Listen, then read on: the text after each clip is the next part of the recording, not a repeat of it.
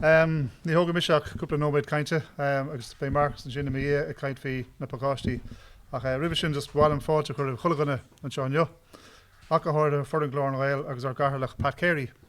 Is cúis ceile óilmhór sibh eiscint ar an taobh ceart den scáilán den chéadúir le 8 Tá roiint daoine an seo a bhí fostathe le 8 nachfuil tréis casta leis an foranella.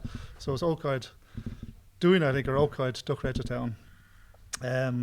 Is túair dócha sé nó í an ócáid seo freisin, beidir gúilmid ag fille nó gúilmid ar an taobh ceart de rééis COVID. Tá mé sách dóchasach fi sin.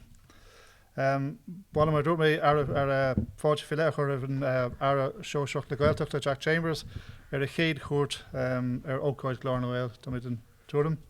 Tásúla mar ar a go gasí bud ar a chéile go minic sa tréise nua post-COVID atá roing le cúna dé.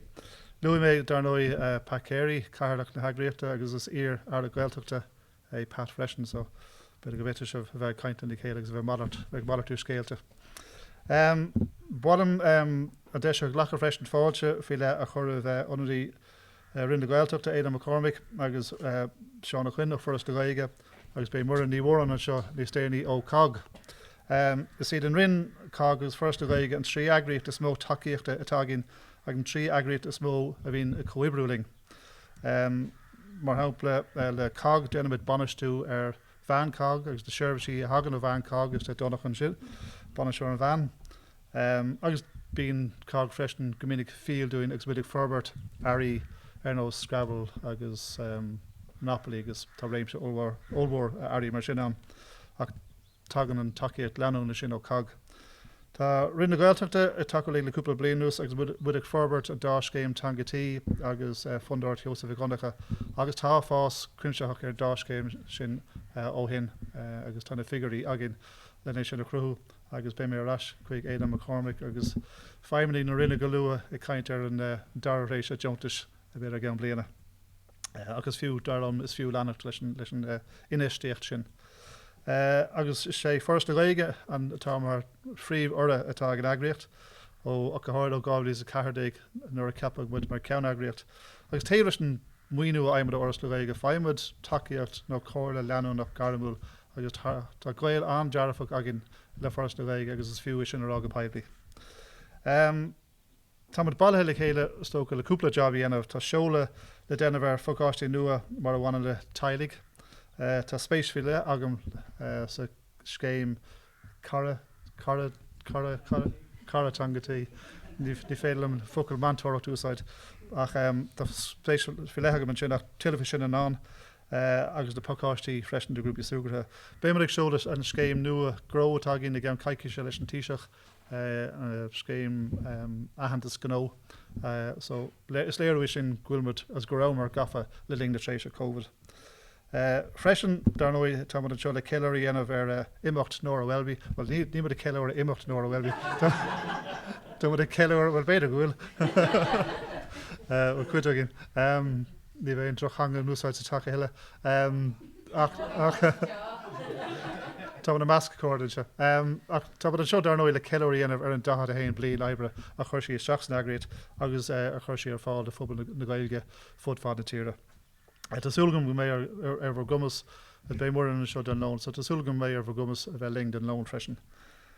Mar sin weimsa gan na hiilemuile beidir go níir mé ar Marcus Dr. Díos agus tosta leis.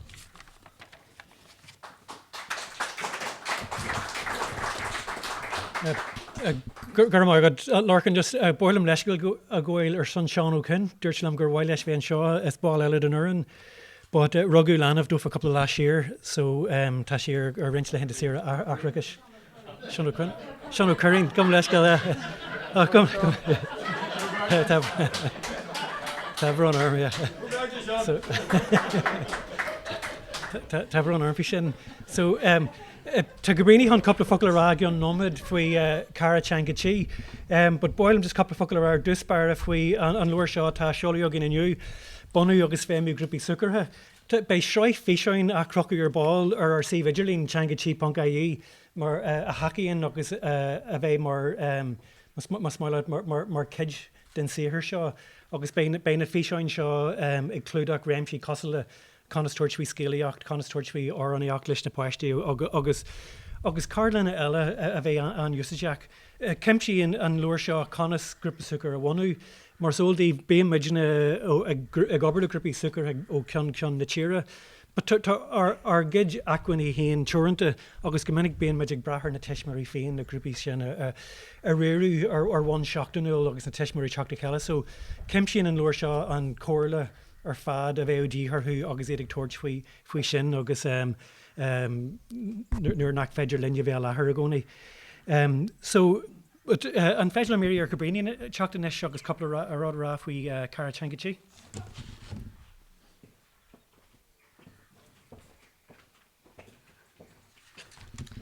Is tócha an ceist is mó ná céin fá a bhfuil an Scéim Cara Teanga Tí ó chur fáile Glór na Ghael, agus an fá ná gur rior tuismitheoirí aring.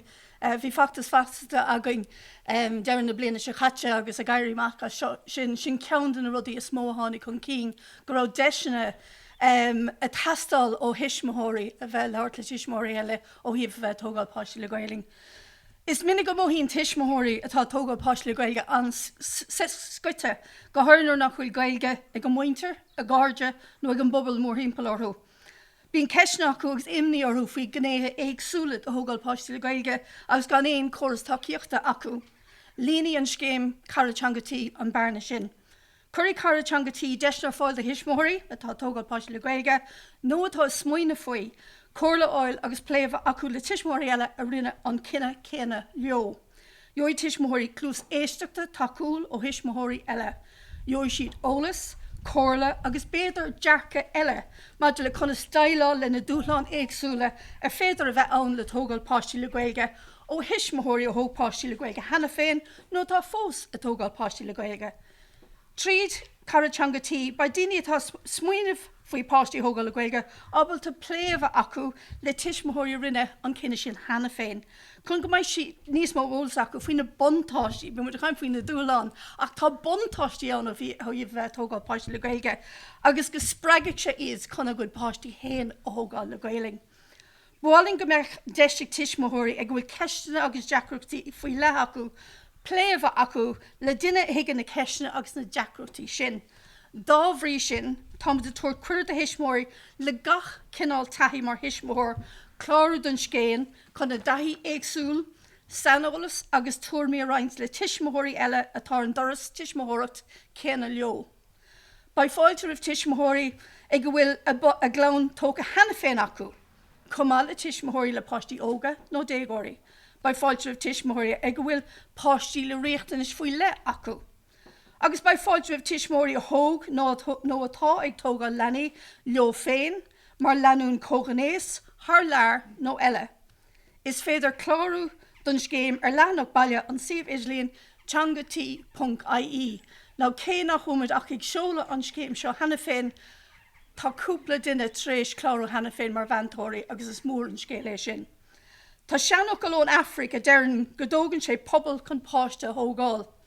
Tá súlagan de go dúirí an Scéim Cara Teanga Tí deis de phobal na Ghaeilge a bheith léanú le chéile i meallach practicúil agus stratéiseach chun an toras teanga lena báistí a éascú agus a láidrú.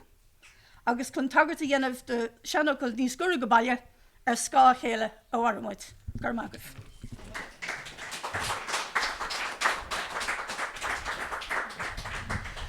So irí mé ar an Aire teacht le Lordlibh just boil an buchas a goil bhí méhil beag ebre a gin a dagrí seáinniu, so boil an buchas goil una agus anín dara agus bhí míhall agus ón ag síosteachar na crunne ní dáil am go léon rud líonn daine feiggur lágam marín gom leiscail gur míle mogah as mar an job deanta. Agus anis boil am irí ar Aire Stáit Jack Chambers teachta dála teacht agus an Scéim Cara Teanga Tí agus an luair Bunú agus Feidhmiú Grúpaí Súgartha a cheolú. Aire.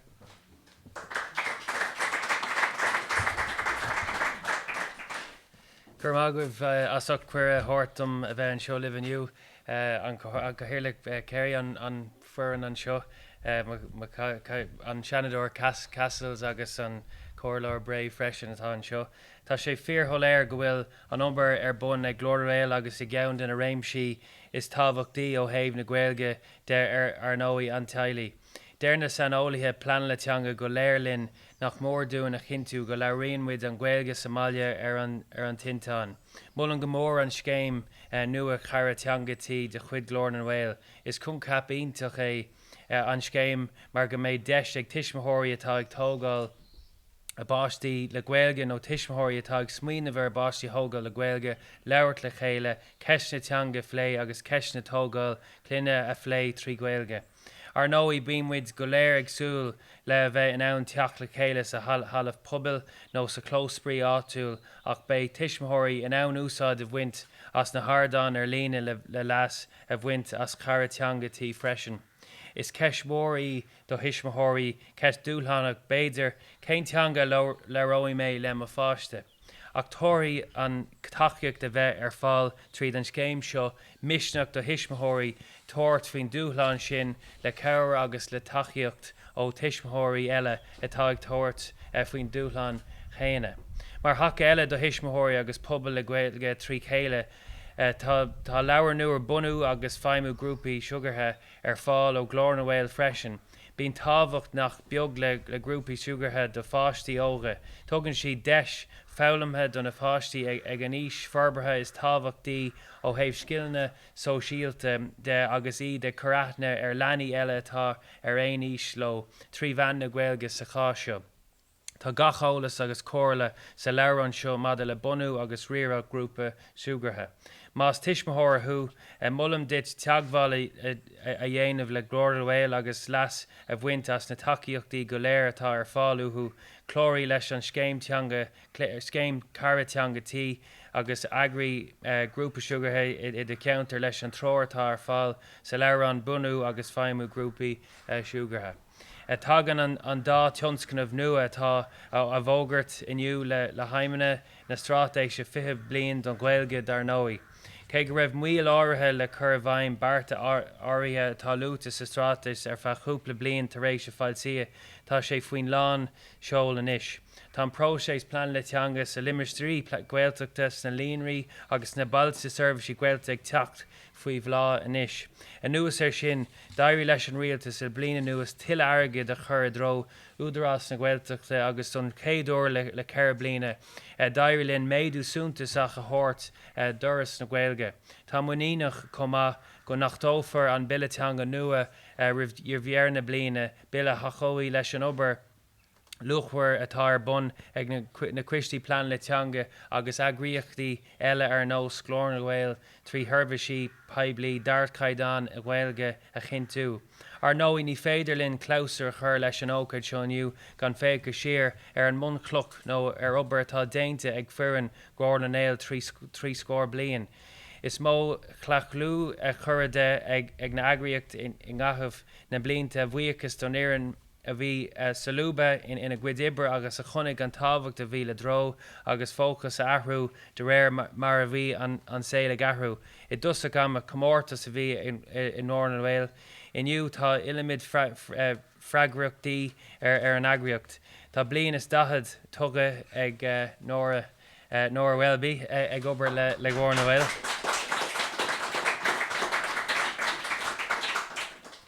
Cran tacha na hagraíochtaí atá in nóra. Bhí chur chuige séimh ciúin garmiúil a cí a cinntiú go raibh gach gné dobar Glór na Ghael in ord agus in agar I gcónaí. Hiag nóir gach gné dibre na hagraíochta ní hain leistíí ach le smuo ar an talamh I measc an phobal. Is uachtarán na haireann patrún Glór na Ghael agus tá lámh crit ag nóra le gach uachtarán ó 90 nócha ile. Ní féidir le mór na gcuin sin ará. Buathlam agus go háirithe thar ceann ifigigh mar rinne gachrá a gcuí an óra sa céad cad a bhíal eile de a héal. Gur fada bún tú agus míle buíochas as an service fada atá tugad go do phobal na Ghaeilge agus na Ghaeltachta agus gur míle maithagcuibh go léir.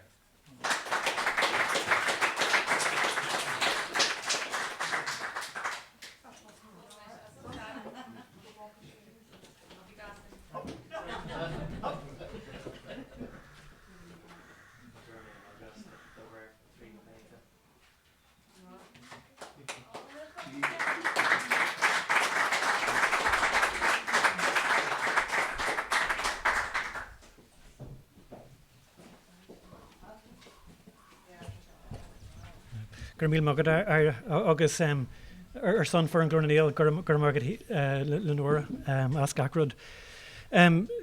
Sin croihí maidir an nniu hart ag an ponte seo, Bei lón a gin an seo den nóra ar ball beag, but idir sin agus seo tá solastí agus té agus caí fós a gin, so sigí siar dúirt lorcan lom nach gadíh obair go